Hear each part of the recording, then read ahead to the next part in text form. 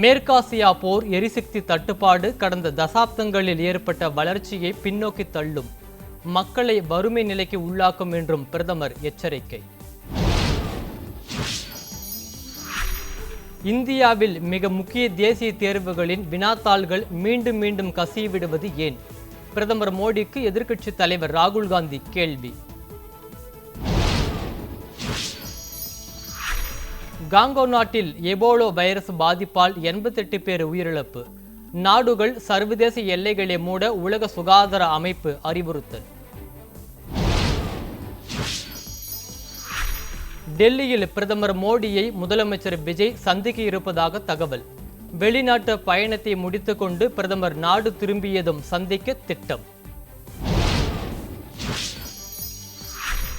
முதலமைச்சர் விஜய் மற்றும் அமைச்சர்கள் குறித்து திமுக முன்னாள் அமைச்சர் அனிதா ராதாகிருஷ்ணன் ஒருமையில் பேசிய விவகாரம். அரசியல் நாகரிகத்துடன் பேச வேண்டுமென தாவேக நிர்வாகிகள் கண்டனம். ஊர்காவல் படையினருக்கு காலமுறை ஊதியம் வழங்க வேண்டும், பாமக தலைவர் அன்புமணி ராமதாஸ் வலியுறுத்தல்.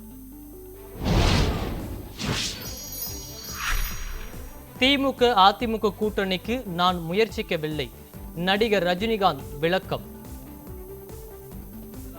விஜய் சிஎம் ஆகக்கூடாது, பவருக்கு வரக்கூடாது, அதை தடுக்கிறதுக்கு ரஜினி அங்கே போயிருக்காங்க. வேறு ஏதோ 2 பெரிய பார்ட்டியை சேர்க்கணும்னு சொல்லி பேசுகிறாங்க அப்படின்னு சொல்லி விமர்சனங்கள் வெளியே வருது. அந்த சூழ்நிலையில் அதெல்லாம் பேச முடியுமா?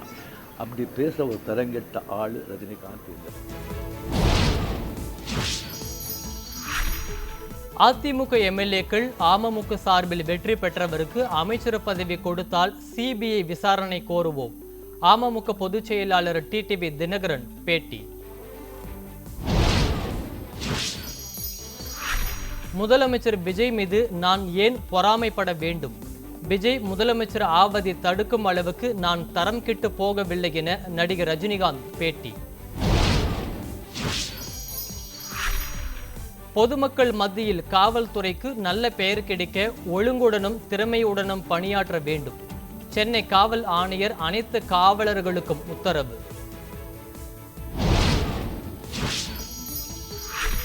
சென்னை புழல் சிறையில் ரவுடி வெள்ளைக்காளிக்கு சலுகை கொடுத்த விவகாரம். 3 காவலர்களை பணியிடை நீக்கம் செய்து காவல் ஆணையர் உத்தரவு.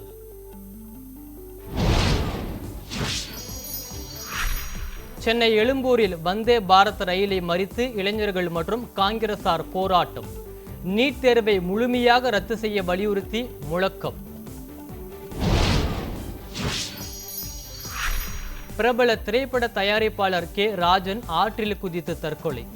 உடலை மீட்டு காவல்துறையினர் விசாரணை.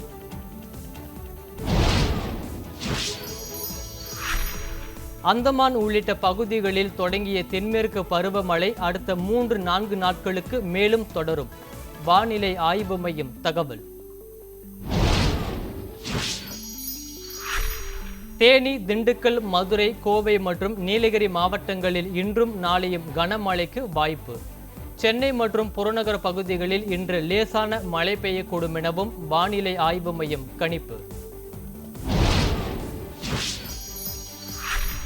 தஞ்சை பாபநாசம் படைவெட்டி மாரியம்மன் கோவில் பால்குட திருவிழா விமரிசை.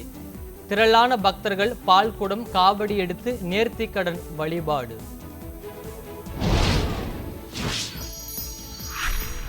விழுப்புரம் கோட்டுக்குப்பம் அருகே அரசு பேருந்து மீது இருசக்கர வாகனம் மோதி விபத்து, 3 பேர் உயிரிழப்பு.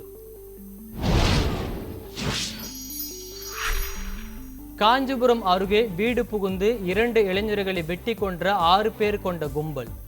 உடல்களை மீட்டு மணிமங்கலம் காவல்துறை விசாரணை.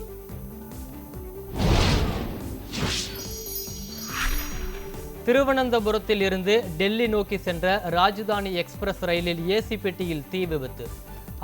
அவசரமாக பயணிகள் பத்திரமாக வெளியேற்றப்பட்டதால் உயிர் சேதம் தவிர்ப்பு. கேரளம் முதலமைச்சராக நாளை பதவியேற்கிறார் வி.டி. சதீசன். பதவியேற்பு விழாவில் காங்கிரஸ் எம்பி ராகுல் காந்தி, முதலமைச்சர் விஜய் பங்கேற்பு.